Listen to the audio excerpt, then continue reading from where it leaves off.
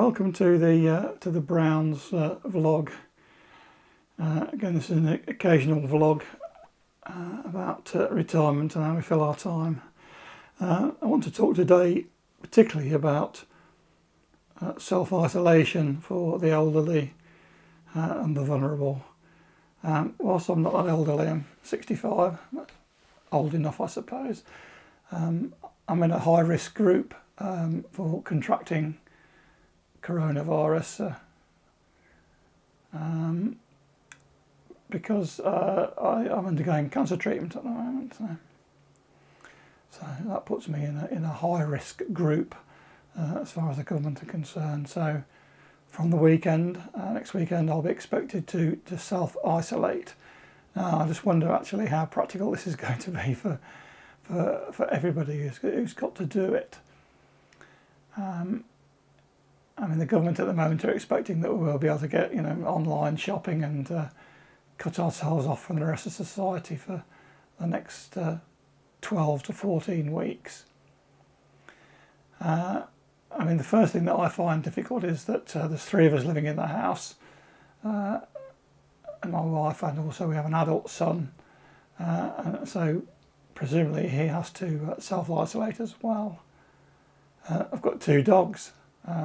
They can't be self-isolated, but apparently we can still go out for walks provided we don't actually come in contact with anybody, so that's fine. So I've taken the precaution actually now of buying a couple of vacuum flasks so we can go out, even if we go out in the car, go out somewhere isolated in the country, we can be on our own, walk the dogs and still have a nice cup of coffee out. So but it's going to be a difficult time for everybody concerned, I think. So when we go outside, do we wear masks and gloves and hazard suits? No one's really telling us.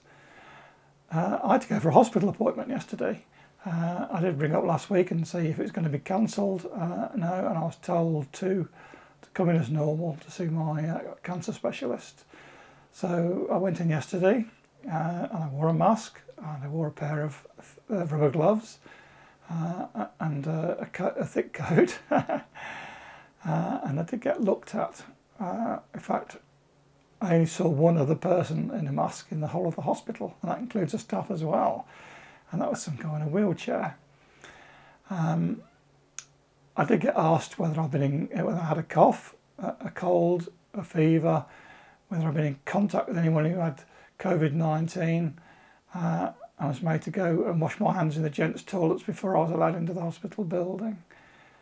So they are taking some precautions. None of the staff, however, seem to have any protective clothing. No masks, no gloves, apart from the ones that people who examined you anyway. No gloves, and certainly the guy on reception was coughing. So I handed him my paperwork. Well, I offered it to him from a distance and at my arm's length and made him put his arm out to get it. So I stayed within over 6 feet from him. I did find one advantage though of going into the hospital fully masked up and with rubber gloves is that all the other patients and visitors who you might meet in the corridors on the staircase take one look at you and give you a very wide berth. Probably assuming that I've got something contagious, they kept well away from me, which actually solved the problem of any kind of close contact with anybody during my hospital visit. I'd like to know also what we're going to do for food in the long term. I managed to do a big shop last week. I wouldn't say I was panic buying. I didn't buy a huge amount, but I bought a few extra tins and a couple of extra packets of pasta and rice and put them under the stairs. And I managed to get online shops booked for the next 3 weeks. But after that, I'm not sure what's going to happen. Apparently, I can't send my son out to do shopping because he needs to be self-isolated as well.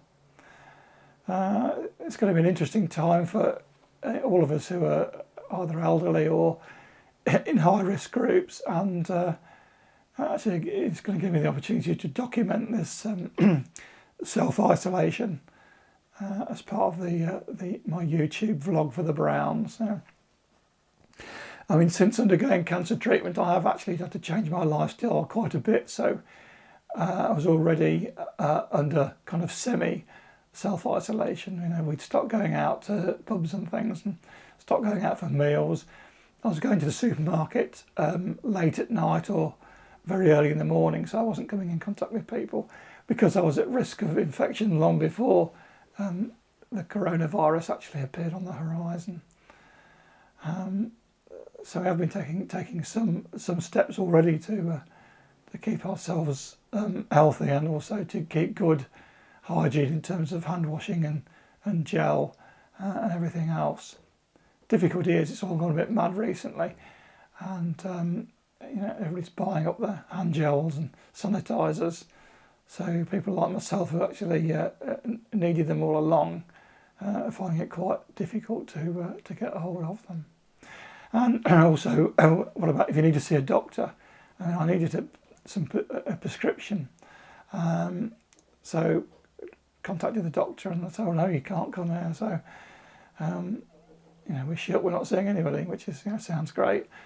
But I managed to do it over the phone and send it straight to the chemist, so at least I can pick it up from there later on today. In terms of what I'm going to do to occupy myself over the next few weeks, you know, we can still go for walks if the weather's nice.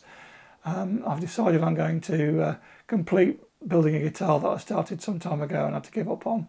So I've ordered all the parts, and obviously when they arrive I shall spray all the boxes with antiseptic solution and leave them for a while before I open them, just in case.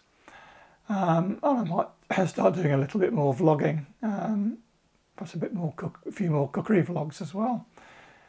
Just to pass the time, and also to perhaps give some encouragement and help to other people out there who are self-isolated.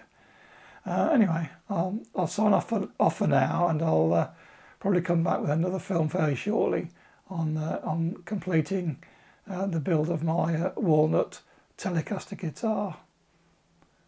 Bye for now, and don't forget to look out for more vlogs from the Browns.